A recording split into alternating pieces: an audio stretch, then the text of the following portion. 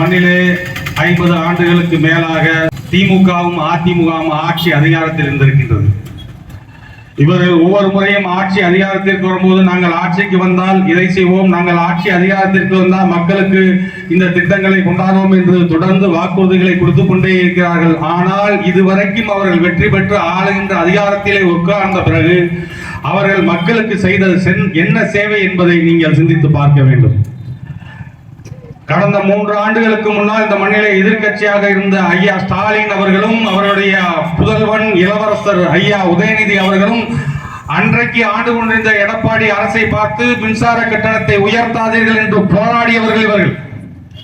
பிறகு 3 ஆண்டுகள் இப்பொழுது ஆட்சி அதிகாரத்தில் இருக்கிறார்கள். இவர்கள் தான் இப்போது மின்சார கட்டணத்தை உயர்த்தி கொண்டிருக்கிறார்கள். நாங்கள் ஆட்சிக்கு வந்தால் மின்சார கட்டணத்தை உயர்த்த மாட்டோம் என்று வாக்குறுதி கொடுத்து இந்த மக்களிடம் வாக்கை பெற்று ஆட்சி அதிகாரத்தில் அமர்ந்த திமுக அரசு இன்றைக்கு மக்களை பழிவாங்கிக் கொண்டிருக்கின்றது. நாடாளுமன்ற தேர்தல் முடித்தவுடனேயே விக்கிரவாண்டி இடைத்தேர்தல் முடிந்தவுடனே கட்டண உயர்வை அறிவிக்கிறது என்றால் இந்த அரசு யாருக்கான அரசு என்பதை நீங்கள் சிந்தித்து பார்க்க வேண்டும். மின் கட்டணம் உயர்ந்து விட்டால் வெறும் மின் கட்டணம் மட்டும் உயர்ந்ததல்ல, இதற்கு முன்னால் பேசிய என் தம்பி குறிப்பிட்டதை போல இன்றைக்கு அனைத்தும் இயந்திரமயமாக்கப்பட்டது. எல்லா பொருளும் இன்றைக்கு அரவை மிஸ்ரா இருக்கட்டும் எதுவாக இருந்தாலும் இயந்திரத்தை பயன்படுத்தி தான் தயாரிக்கப்படுகின்றது என்ற ஒரு நிலை இன்றைக்கு இருக்கின்றது என்றால் அந்த மின் கட்டணம் உயர்ந்தால் அனைத்து உற்பத்தி பொருளும் விலைவாசியும் உயரும் என்பதை நீங்கள் புரிந்து கொள்ள வேண்டும். தொடர்ந்து இந்த திமுக எப்பொழுதெல்லாம் ஆட்சி அதிகாரத்திற்கு வருதோ அப்பொழுதெல்லாம் தமிழர்கள் வஞ்சிக்கின்ற சேவைத்தான் இவர்கள் செய்து கொண்டிருக்கின்றார்கள். அது ஐயா கருணாநிதி ஆட்சியாக இருக்கட்டும், இப்பொழுது இரும்பு கரம் ஒன்று இந்த மண்ணை ஆண்டு கொண்டிருக்கின்ற ஐயா ஸ்டாலின் அவர்களாக இருக்கட்டும், இந்த மண்ணிலே திமுக எப்பொழுதெல்லாம் ஆட்சி அதிகாரத்திற்கு வருகிறதோ அப்பொழுதெல்லாம் சட்டம் ஒழுங்கு கேள்விக்குறியாகிவிட்டது. இந்த மண்ணிலே பட்ட பகலிலே படுகொலைகள் நடக்கின்றன. கேட்பதற்கு நாடு இல்லை. காவல்துறை கைகட்டி வேடிக்கை பார்க்கின்றது. காவல்துறையின் ஈரல் கெட்டுவிட்டது என்று எப்பொழுதெல்லாம் எதிர்கட்சியாக இருக்கின்ற போது பேசுவாரோ ஐயா கருணாநிதி, அந்த கருணாநிதி ஆட்சியில் தான் தமிழ்நாட்டில் அத்தனை படுகொலைகள் நடந்தது. இன்றைக்கு அவர்களின் புதல்வன் ஸ்டாலின் ஆட்சியில் தமிழ்நாட்டில் கிட்டத்தட்ட 590 கொலைகள் ஓராண்டுக்குள் நடந்திருக்கிறது என்றால் இந்த ஆட்சி எப்படிப்பட்ட ஆட்சி என்பதை நீங்கள் புரிந்து கொள்ள வேண்டும். கடந்த வாரத்தில் மட்டும் சிவகங்கையில் 5 கொலைகள் நடந்திருக்கின்றது. ஒரு நாள் விட்டு ஒரு நாள் சிவகங்கையில் படுகொலைகள் நடந்து கொண்டிருக்கின்றன. காவல்துறை வேடிக்கை பார்த்துக் கொண்டிருக்கின்றது. இந்த கொலைகளுக்கெல்லாம் காரணம் என்ன என்று நீங்கள் சிந்தித்து பார்க்க வேண்டும். இங்கே ஆறாக ஓடுகின்ற மது விற்பனையும் கேள்வி கேட்பாளற்ற வீதி தோறும் கஞ்சா விற்பனை தான் என்பதை நீங்கள் மறந்துக்கூடாது. நாங்கள் இப்போது சற்று முன் சிவகங்கையில் இருந்து மானாமதுரை வருவதற்குள் 2 விபத்துக்களை நாங்கள் நெடுஞ்சாலையை பார்த்துவிட்டு வந்தோம். இருவரும் மது அருந்திவிட்டு குடுபோதையில் இருசக்கர வாகனத்தை வைத்து இயக்கி விபத்தை ஏற்படுத்தியிருக்கிறார்கள் என்றால் இந்த மண்ணிலே மதுவும் கஞ்சாவும் எவ்வளவு சுலபமாக இளைஞர்களுக்கு கிடைக்கிறது என்பதை நீங்கள் புரிந்து கொள்ள வேண்டும். கடலூரிலே ஒரு வீட்டில் 3 பேர் ஒரே குடும்பத்தை சார்ந்தவர்கள் வெட்டி படுகொலை செய்யப்பட்டார்கள். மறுநாள் அந்த 3 பேரின் உடலில் தீ வைத்து கொளுத்திய ஒரு இளைஞனுக்கு வயது 21. அவன் காவல்துறையிடம் வாக்குமூலம் கொடுத்திருக்கின்றான். நான் கஞ்சா அடித்துவிட்டு என் நண்பரோடு பேசிக் கொண்டிருந்தேன். என் தாயிடம் தவறாக பழகியதற்காக அவர்களை பழிவாங்க வேண்டும் என்று பழிவாங்கினேன். அவர்களை 3 கொன்றுவிட்டேன் என்று காவல்துறையினர் ஒரு இளைஞன் வாக்குமூலம் கொடுக்கிறார் என்றால் இந்த மண்ணிலே சட்டம் ஒழுங்கு எப்படி இருக்கு என்பதை நீங்கள் சிந்தித்து பார்க்க வேண்டும். யாருக்கும் இந்த மண்ணிலே உத்தரவாதம் இல்லை. தெருவிலே நடந்து செல்ல முடியவில்லை. கணவனுக்கு முன்னாடி மனைவி கொல்லப்படுகிறார், மனைவிக்கு முன்னால் கணவன் வெட்டி கொல்லப்படுகிறார். வீதிதோறும் இன்றைக்கு சிசிடிவி கேமராக்கள் பொருத்தப்பட்டிருக்கின்றது. காட்சிகள் ஊடகங்களிலே வருகின்றது. நெஞ்சிலே பதவைப்பு உணவோடு நாங்கள் வீதிகளை இன்றைக்கு எங்கள் பிள்ளைகளை பள்ளிகளுக்கும் கல்லூரிகளுக்கும் அனுப்ப வேண்டிய ஒரு துர்பாக்கிய நிலைமைதான் இந்த மண்ணிலே இருக்கின்றது. பள்ளி கல்லூரிக்கு செல்கின்ற எங்கள் குழந்தைகள் பத்திரமாக வீடு திரும்புவார்கள் என்றது கேள்விக்குறியாக உள்ளது என்றால் இது எதற்கு இந்த ஆட்சி, இந்த அதிகாரம் உங்களுக்கு? நீங்கள் சொல்கிறீர்கள் முதலமைச்சர் அவர்களே, இந்த மண்ணிலே இரும்பு கரம் கொண்டு நாங்கள் இந்த கொலை குற்றங்களை கைதிகளை நாங்கள் அடக்குவோம் என்று கூறுகிறீர்களே. சிவகங்கையில் கடந்த வாரம் நடந்த கொலைக்கு காரணமானவன் ஓராண்டுகளுக்கு முன்னால் ஒரு கொலை செய்துவிட்டு சிறைச்சாலை சென்று விட்டு மீண்டும் திரும்பி வந்து இன்றைக்கு ஒரு கொலையை செய்திருக்கிறார்கள், எப்படி சட்டம் ஒழுங்கை நீங்கள் காப்பீர்கள் என்ற கேள்வி எழுகிறது. கொலையாளிகள் இந்த மண்ணிலே சுதந்திரமாக நடமாறுகிறார்கள். ஆட்சி அதிகாரத்தில் இருக்கின்ற அமைச்சர்களின் ஆதரவோடு கொலையாளிகள் இந்த மண்ணிலே சுதந்திரமாக நடமாறுகிறார் என்பதை நாங்கள் இந்த கூட்டத்தின் குற்றச்சாட்டாக வைக்கின்றோம். மறுக்க முடியுமா உங்களால? கஞ்சா விற்பது ஆளுகின்ற அதிகார வர்க்கத்துக்கு தெரியாதா? காவல்துறைக்கு தெரியாமல் இந்த மண்ணிலே ஒருவன் சாராயம் காய்ச்ச முடியுமா? கஞ்சா விற்பனை செய்து முடியுமா? மாதந்தோறும் காவல்துறைக்கும் ஆளுகின்ற அதிகார வர்க்கத்திற்கும் கப்பம் கட்டுகிறார்கள் இந்த சமூக விரோதிகள்.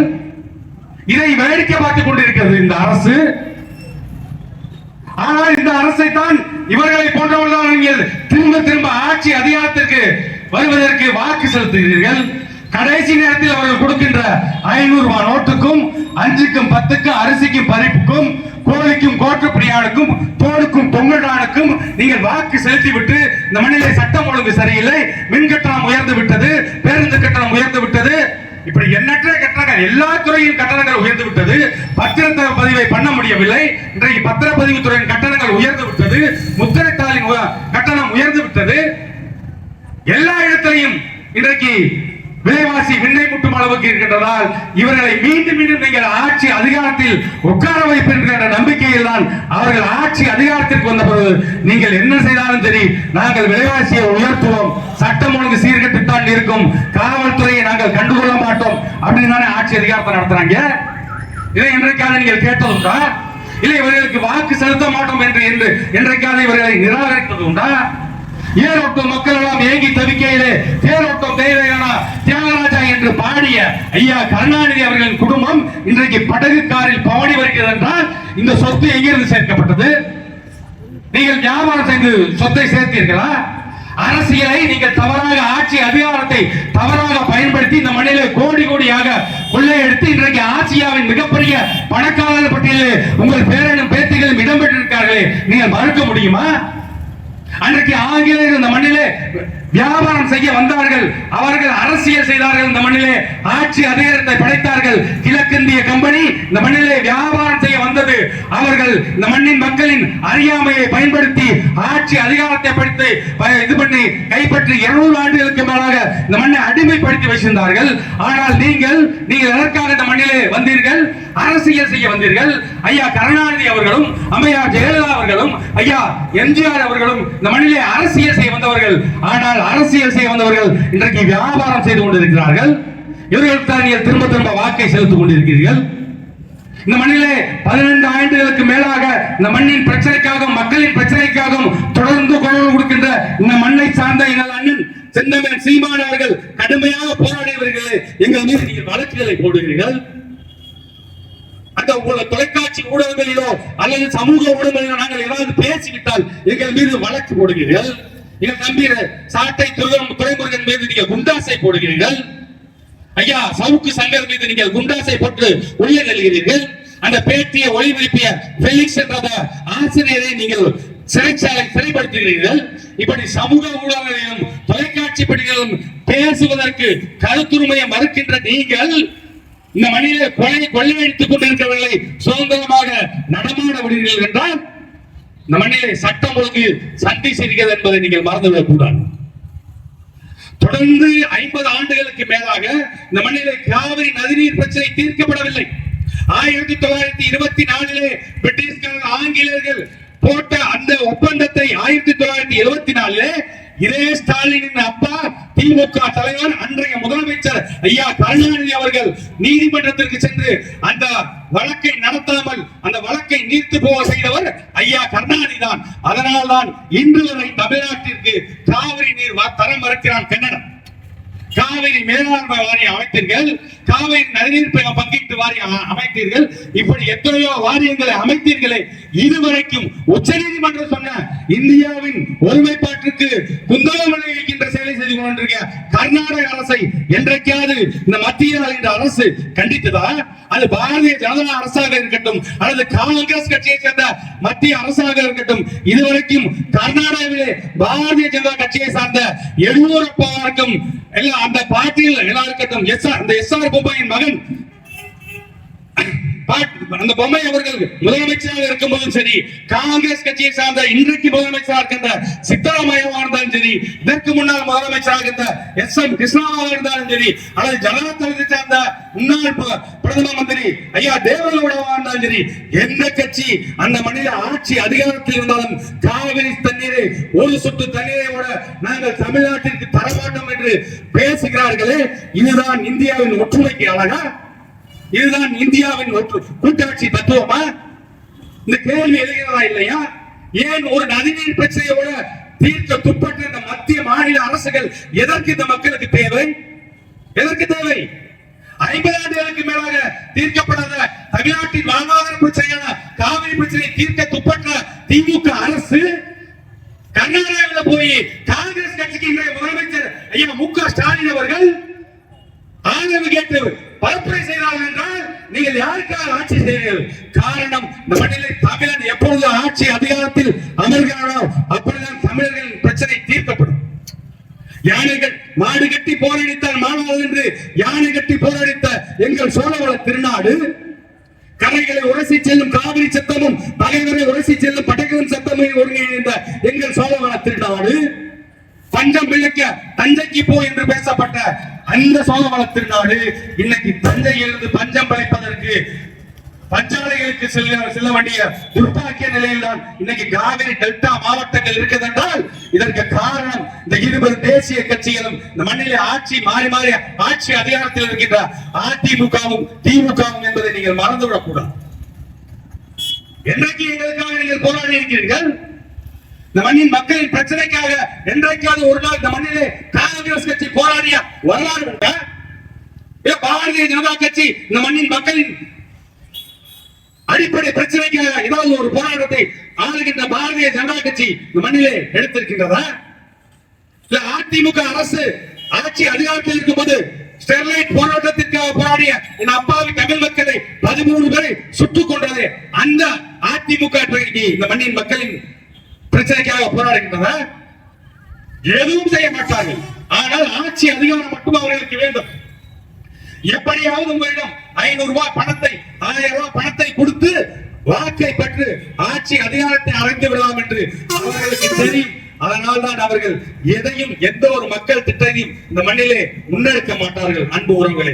ஆனால் உங்கள் வயிற்று பிள்ளைகள், எளிய பிள்ளைகள் இந்த மண்ணிற்கும் மக்களுக்குமான அரசியலை தொடர்ந்து 15 ஆண்டுகளாக எந்தவித எதிர்பார்ப்பும் இன்றி இனமானத்திற்காக வருமானத்தை இழந்த பிள்ளைகள் இன்றைக்கு களத்திலே நாங்கள் 15 ஆண்டுகளாக எங்கள் அண்ணன் செந்தமிழன் சீமான் அவர்கள் தலைமையில் நாம் தமிழர் கட்சி தொடர்ந்து போராடி கொண்டிருக்கின்றது.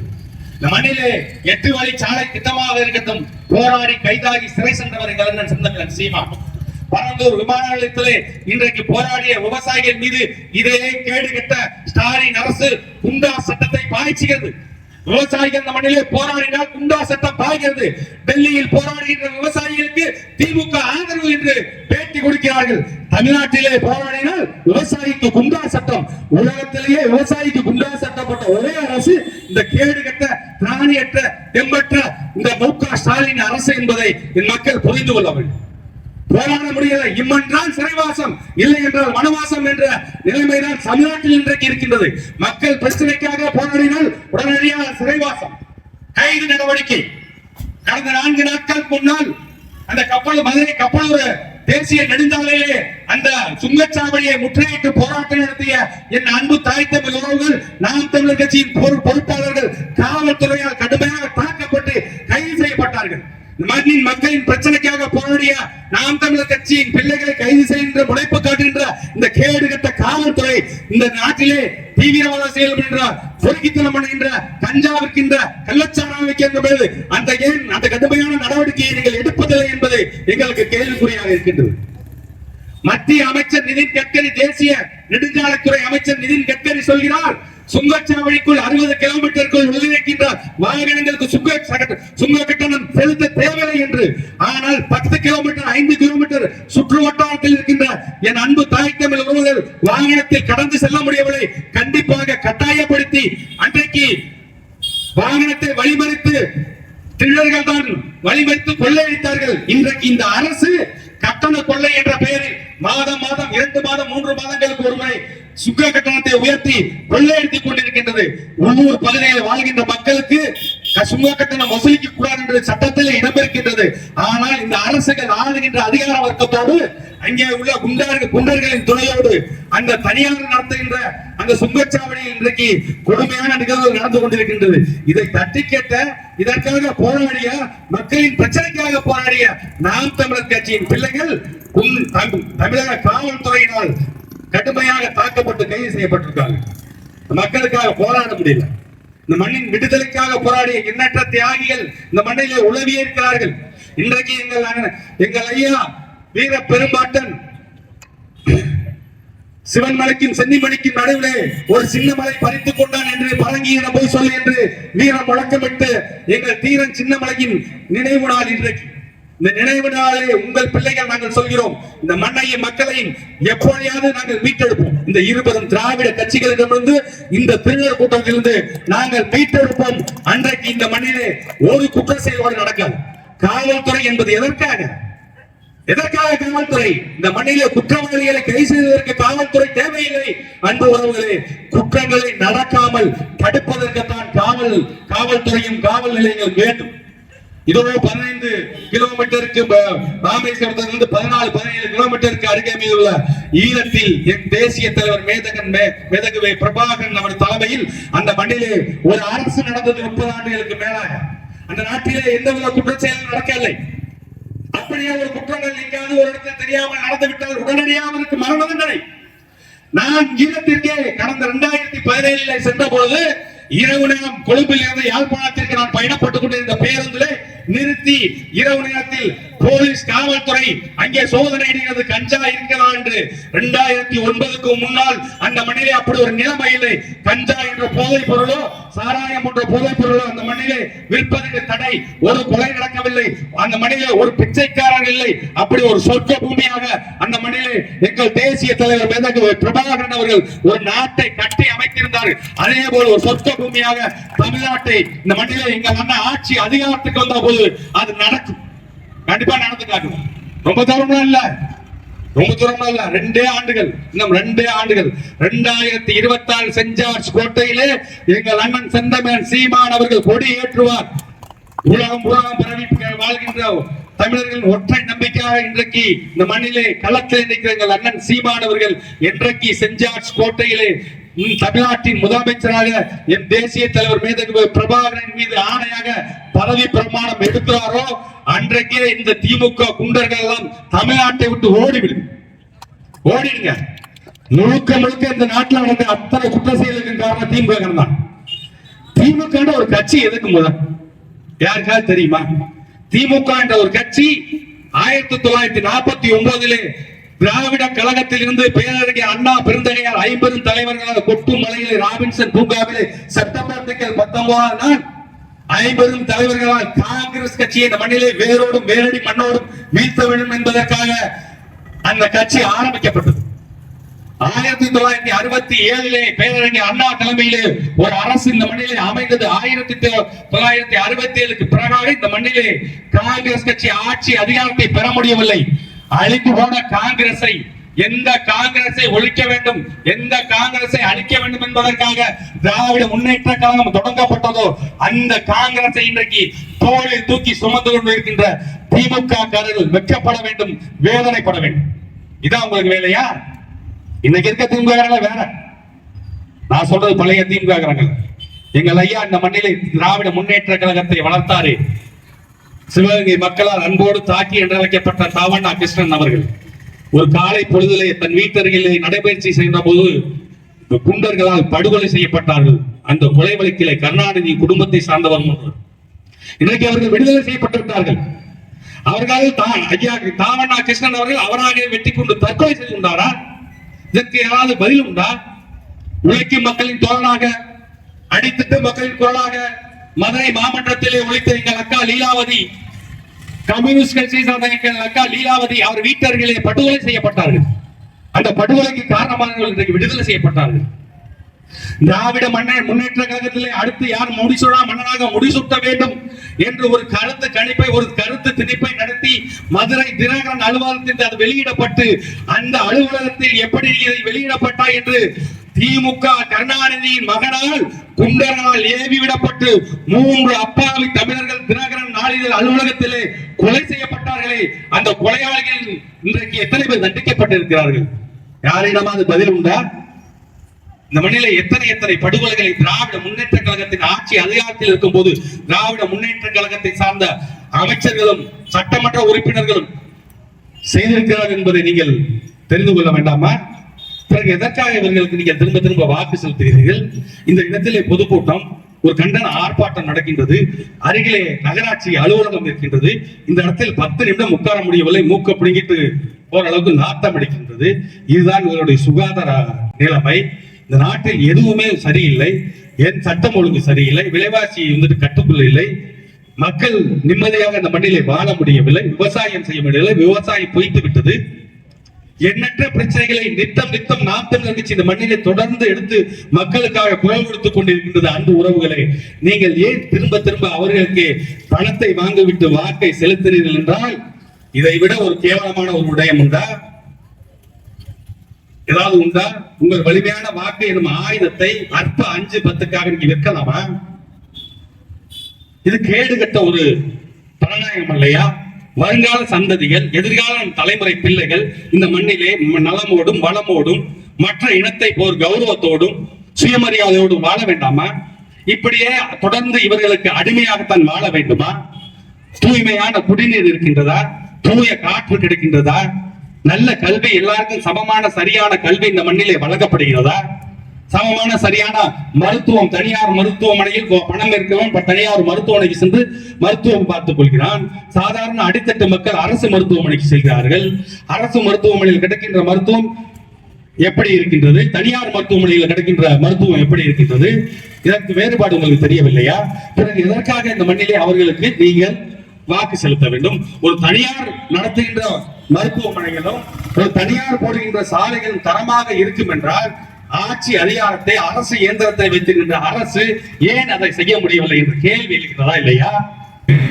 காற்றை நிராகரித்து விட்டு மரம் அசைவதில்லை. இந்த மண்ணிலே நாம் தமிழர் கட்சியை நிராகரித்து விட்டு இந்த மண்ணிலே அரசியல் இல்லை என்ற நிலையை எங்கள் அண்ணன் செந்தமிழன் சீமான் அவர்கள் உருவாக்கி விட்டார்கள். உலகத்தில் எங்கெல்லாம் தமிழர்கள் வாழ்கிறார்களோ அங்கெல்லாம் இன்றைக்கு நாம் தமிழர் கட்சி இருக்கின்றது. மண்ணின் விடுதலைக்காக நாங்கள் ஒரு படையை கட்டி போராடுகின்றோம்.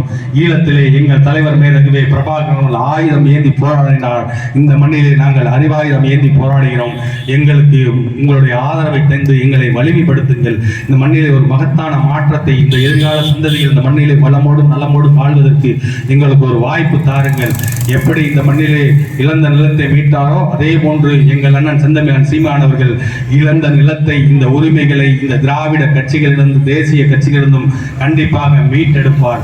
உலகத்தின் மிகப்பெரிய மாவீரன் என்று அழைக்கப்பட்ட மாவீரன் அலெக்சாண்டர் பிறந்தபோது கிரேக்கம் பெருமைப்பட்டது, நெப்போலியன் பிறந்தபோது பிரெஞ்சு தேசம் பெருமைப்பட்டது, மாபோ பிறந்தபோது செஞ்சீனம் பெருமைப்பட்டது, ஒசிமின் பிறந்தபோது வியட்நாம் பெருமைப்பட்டது, எங்கள் தலைவர் மேதகுவே பிரபாகரன் பிறந்தபோது ஒட்டுமொத்த தமிழ் தேசியமும் பெருமைப்பட்டது. எங்கள் தலைவர் வழியில் எங்கள் அண்ணன் செந்தமிழன் சீமான் அவர்கள் இந்த மண்ணிலே ஒரு மகத்தான மாற்றத்தை படைப்பார். இனம் ஒன்றாவும், இலக்கை ஒன்றாவும் வென்றாவும். நன்றி, வணக்கம். நாம் தமிழர்.